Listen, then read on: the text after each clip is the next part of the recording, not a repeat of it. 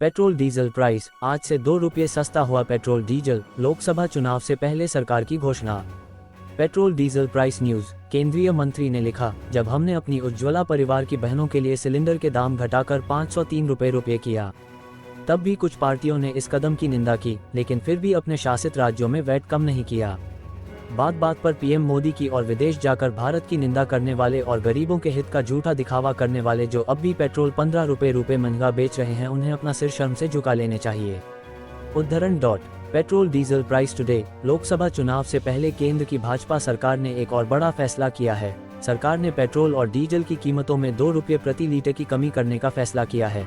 नई दरें कल सुबह यानी 15 मार्च सुबह 6 बजे से लागू होंगी। विकासशील देशों में पेट्रोल के दामों में 50-72% तक की बढ़ोतरी हुई और हमारे आसपास के कई देशों में तो पेट्रोल मिलना ही बंद हो गया। तब भी 1973 के बाद आए 50 साल के सबसे बड़े तेल संकट के बावजूद पीएम मोदी के दूरदर्शी और सहज नेतृत्व के कारण मोदी के परिवार पर आंच नहीं आए। भारत में पेट्रोल के दाम बढ़ने के बजाय पिछले 2.5 वर्षों में 4.65% कम हुए। उन्होंने आगे लिखा, भारत में ईंधन की सप्लाई निरंतर बनी रही, सस्ते दामों पर बनी रही और हमारे कदम निरंतर हरित ऊर्जा की ओर भी बढ़ते रहे। यानी भारत ने ऊर्जा उपलब्धता, सामर्थ्य और स्थिरता को बरकरार रखा। भारत इकलौता ऐसा देश था जहां पेट्रोल और डीजल के दाम बढ़े नहीं बल्कि कम हुए। हमने जहां से हुआ अपने देशवासियों के लिए तेल खरीदा। नरेंद्र मोदी के प्रधानमंत्री बनने के पहले हम 27 देशों से कच्चा तेल खरीदते थे, लेकिन उनके नेतृत्व में अपने देशवासियों को सस्ता पेट्रोल, डीजल और गैस पहुंचाने के लिए इस दायरे को बढ़ाया और अब हम 39 देशों से मोदी के परिवार की जरूरतें पूरी करने के लिए कच्चा तेल खरीदते हैं। अन्य देशों की तुलना में भारत में पेट्रोल डीजल के दाम, उन्होंने बताया कि तब का तब था, लेकिन आज भी कई देशों की तुलना में भारत में पेट्रोल के दाम देखिए। 14 मार्च 2024 को रुपये के आधार पर भारत में पेट्रोल औसतन 94 रुपये प्रति लीटर है, लेकिन इटली में 168 रुपये और 1 पैसा यानी 79% अधिक।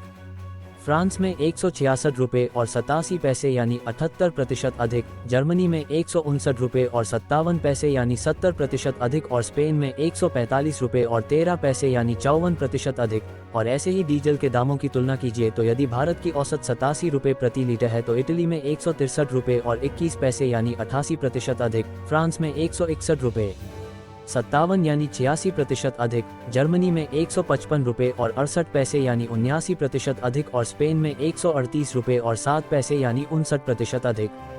उन्होंने आगे लिखा, दुनिया भर में चाहे कुछ भी हो रहा हो, पीएम मोदी के नेतृत्व में हमारा पूरा प्रयास रहा कि देश के हर कोने में और हर नागरिक तक ईंधन की सप्लाई बनी रहे, हर चूल्हा जलता रहे, हर गाड़ी चलती रहे, प्रगति की गति में ना कभी कमी आए और ना कोई रुकावट।